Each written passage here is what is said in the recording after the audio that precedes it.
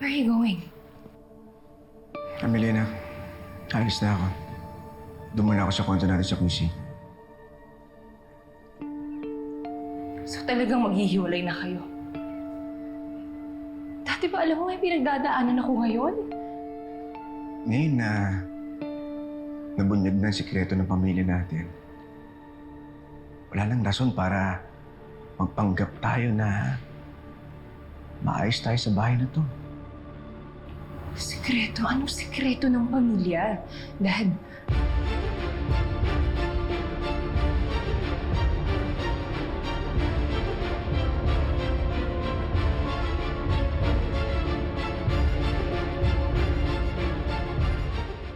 Sige po, mauna na ako. Thank you.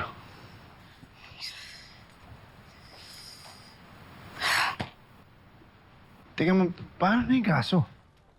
Akala ko ba yung tatlong magkakaibigan ng totoong killer ni Zach? Wala akong sinasabing hindi. Pwedeng nagtulungan pa rin sila. Pwedeng sila yung naglagay ng eye drop sa inumin ni Zach.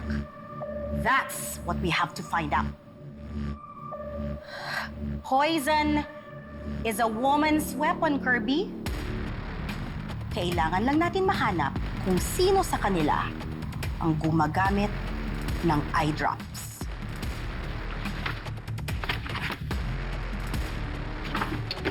Ang dami pa nito.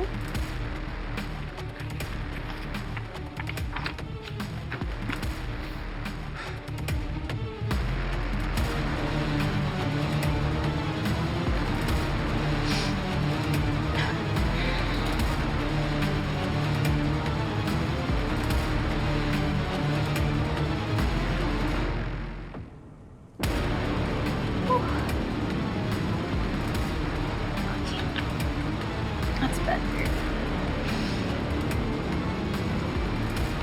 Wake up, Yana. Okay. Totoo na may affair kayo ng Byron na yun. Ha? What? This is so sick! Paano mo nagawa yun? How can you live together knowing na may nangyaring ganon? Ginawa namin to para sa'yo. Sinubukan namin ayusin ang pamilya natin. Pero, ito pa rin ang ending.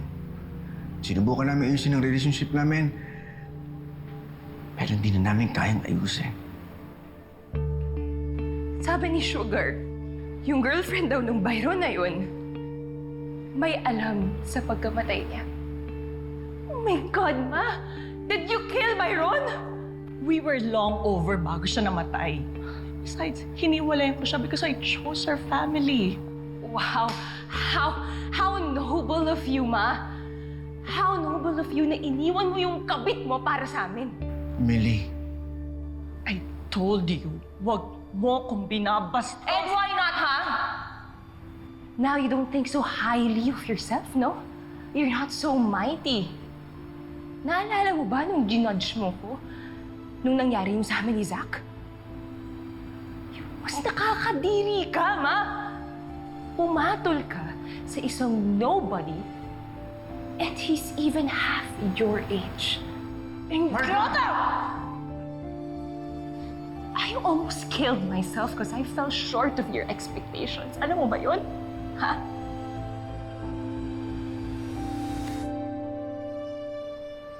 Pero mas nakakadiri ka pala. You're not so perfect after all.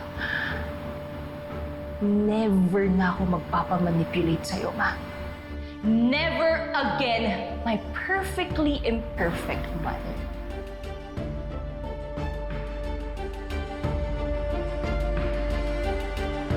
Emily. Emily, anak.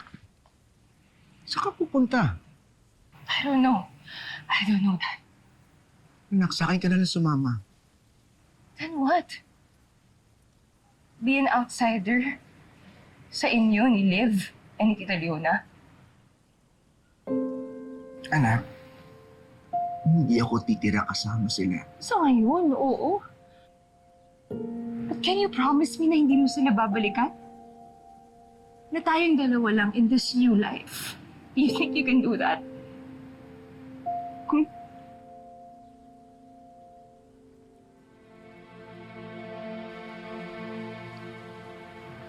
See? Anak, hindi ka na bata. Alam mo kung ano nararamdaman ko sa tita Leona mo. Mabait naman siya sa'yo, di ba? Maayos ang pakikitungo niyo sa isa't isa. Noon yun, Dad. Nung akala ko nasa past ko lang si Tita Leona. Nung akala ko na kami yung priority mo kasi kami yung family mo, di ba?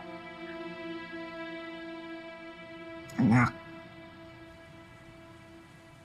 pamilya kita. Pamilya tayo.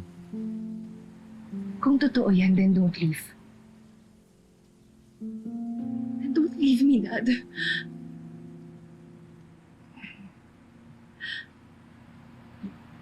Because if you do, alam ko kung ano mangyayari sa akin.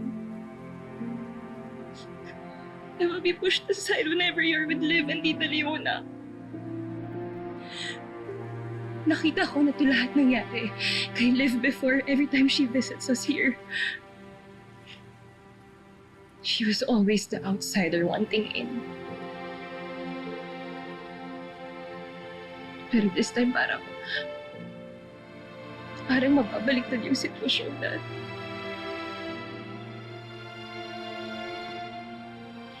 I'm sorry, anak. I'm sorry.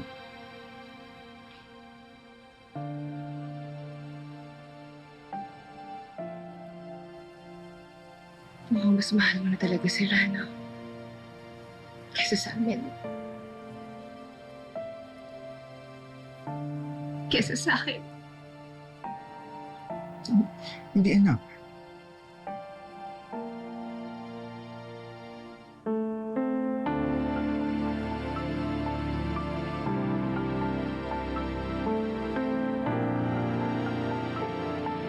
Emily.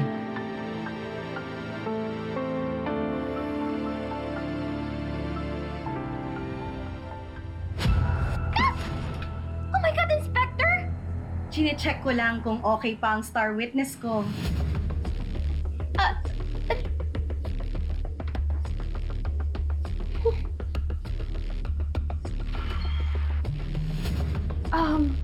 Pasok po. I mean, the place is smaller than what I'm used to, but wala naman akong choice. My dad and I are a tight budget, so... Oh, may eye drops ka pala. Nangangati na kasi mata ko eh. Pwede? Yeah. Sure. Go ahead.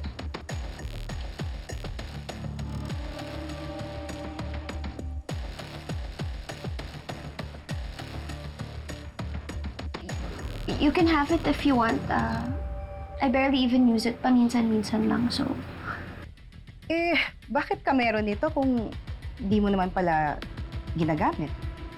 Actually, bigay yan sa amin ni Liv. Galing yata sa pharma company nila, I think. All the squad girls have it. So, lahat kayo gumagamit nitong eye drops? Oh, Yana. Thank you. You're welcome.